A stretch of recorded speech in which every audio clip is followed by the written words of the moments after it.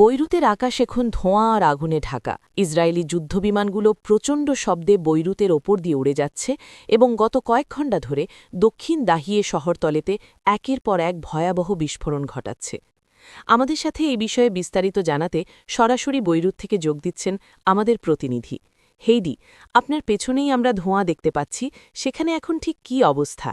হ্যাঁ, আমার পেছনে দক্ষিণ বৈরুতের শহরতলিতে এখনও ধোঁয়ার কুণ্ডুলি দেখা যাচ্ছে।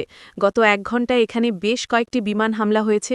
ইসরায়েল পুরো দাহিয়ে এলাকা থেকে মানুষকে সরে যাওয়ার জন্য ব্যাপক উচ্ছেদ আদেশ জারি করেছে।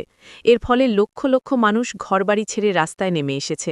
রাজধানীর ট্রাফিক ব্যবস্থা পুরোপুরি স্থবির হয়ে গেছে। মানুষ যে যেভাবে পারছে প্রাণ বাঁচাতে পালাচ্ছে।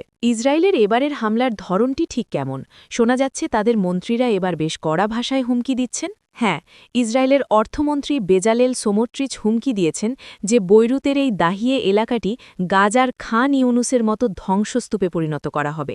এর থেকেই বোঝা যাচ্ছে যে সামনের কয়েক ঘণ্টায় ধ্বংসের মাত্রা কতটা ভয়াবহ হতে পারে। শুধু বৈরুত নয়, দক্ষিণ লেবাননের লিতানি নদীর দক্ষিণে থাকা সবাইকে ঘরবাড়ি ছেড়ে পালানোর নির্দেশ দেওয়া হয়েছে। এই লক্ষ লক্ষ শরণার্থী মানুষ এখন কোথায় আশ্রয় নিচ্ছে?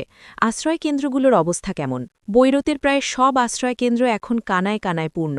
শহরের স্টেডিয়ামগুলোকে বাস্তুচ্যুত পরিবারগুলোর জন্য খুলে দেওয়া হয়েছে। অনেকে উত্তরের পাহাড়ি এলাকায় পালাচ্ছে। কিন্তু বড় সমস্যা হল ইসরায়েলি বিমান হামলা মানুষের পিছু ছাড়ছে না। এর ফলে লেবাননে বিভিন্ন জাতিগোষ্ঠীর মধ্যেও উত্তেজনা বাড়ছে, কারণ অনেক এলাকায় শরণার্থীরা আশ্রয় নিতে গেলে স্থানীয়রা ভয় পাচ্ছে ইসরায়েলি হামলা সেখানেও হয়। ধন্যবাদ হেইডি, বিস্তারিত জানানোর জন্য। বৈরুত এবং লেবাননের পরিস্থিতি সত্যি এক চরম মানবিক বিপর্যয়ের দিকে যাচ্ছে।